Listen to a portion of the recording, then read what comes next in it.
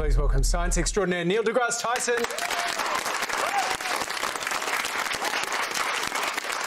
Neil, you've really one-upped it tonight. You went from that amazing tie on the Late Late Show to this unbelievable vest.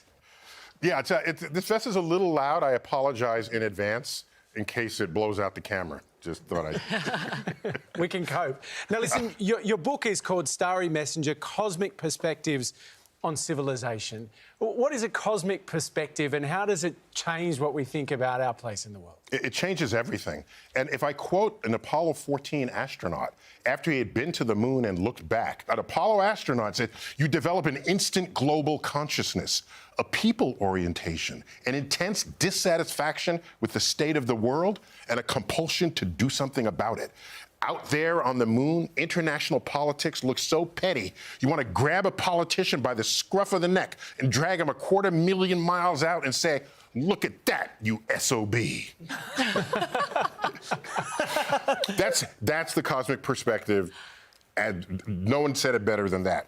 So are you saying that if we could all just go to the moon and look back at Earth, we wouldn't worry about things like AI or war or climate change? So what you do is you send all your politicians there. That's what you do. Right, okay.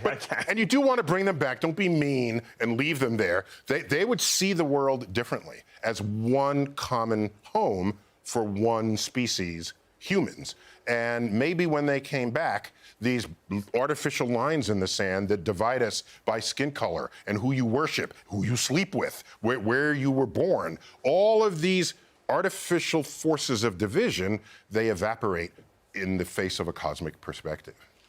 Now, one of my favourite things about you is how you deal with conspiracy theories. And I want to ask you about a couple of them. What would you say to someone who, say, believes that the Earth is flat? Yeah, so I'm not as hard on them as you might think. It's a free country, a free society. You ought to be able to think what you want. One of the more famous flat earthers in the United States was a basketball player named Kyrie Irving. And I thought to myself, okay, there are a lot of jobs you can still have if you think the Earth is flat. Professional basketball player is one of them. It doesn't matter. What I do is I say, what would convince you if Earth were round? And if not an image from space, what? And often they can't come up with something, or they'll come up with something that they'll claim is kept secret by the government. And that's what every conspiracy theory has in common. Where the data does not fulfill what they need to be true, they declare that it is withdrawn or hidden from everyone's view. That's the anatomy of a conspiracy theory. That's how you know in advance. But what about the moon landing being faked? I mean, I know you said that we've been to the moon, but have we?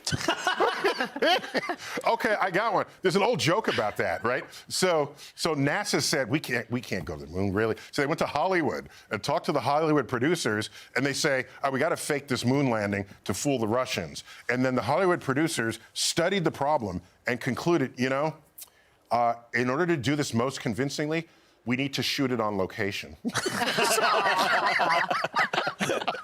But I'll also say, we all saw the Saturn V rocket launch, okay? You can calculate how much fuel is there and how far it can get you. Where did they think that rocket was going? Like to the local grocery store? No. I mean... But what about the flag? And the flag's not waving in the wind and there's no footprints in the moon dust. Yeah, but there is footprints in the moon dust. And the flag, did you notice, had a stick in it? Because otherwise it would have just fallen limp, okay? It just had a stick, and they're like, there it was. Yeah, so, no, yeah. problem. There's a nasal spray for it now, though. You spend a lot of time dealing with everyone else's questions. What's the big question that you want answered? What keeps you awake at night? Yeah, this literally keeps me awake at night. I wonder whether we are smart enough as humans. Because, look, we agree we're smart as a species, but who said we're smart? We did. Okay. So is that really an objective measure of our smarts relative to what could be alien intelligence in the universe? So my question is, are we smart enough to even answer the questions we've posed? Or one deeper than that, are we smart enough to even know what questions to ask? That keeps me awake at night. I feel like the answer is no.